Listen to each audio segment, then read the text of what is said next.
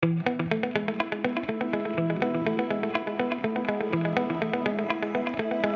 mot, c'est impact.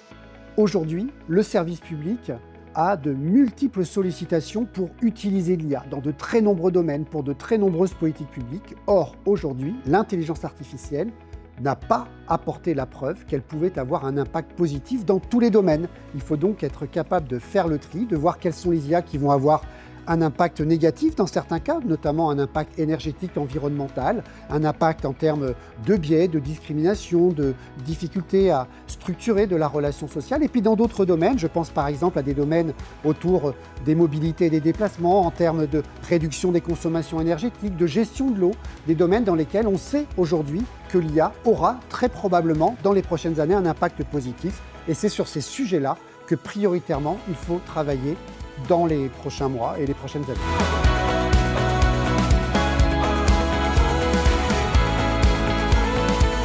Le conseil que je pourrais donner aux Nantaises et aux Nantais, c'est de prendre le temps d'essayer de comprendre comment fonctionnent les IA.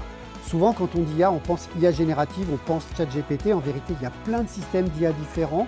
C'est des systèmes qui, pour certains, peuvent être présentés de façon très compliquée, mais on peut aussi essayer de comprendre assez simplement comment ces outils qui utilisent beaucoup de données vont pouvoir, ici et là, intervenir dans la vie de tous les jours. Pour résumer, je pense qu'on ne peut pas se contenter d'être pour ou contre l'IA. Ce qui est important, c'est de se dire, dans tel domaine, pour telle raison, je suis plutôt favorable à ce qu'on utilise l'intelligence artificielle. Dans tel autre, par contre, pour telle raison, notamment de protection de la vie privée ou d'enjeux énergétiques, je suis contre. Mais on ne peut pas être globalement pour ou contre l'IA, sinon c'est qu'on n'a pas fait l'effort de comprendre comment ça fonctionne.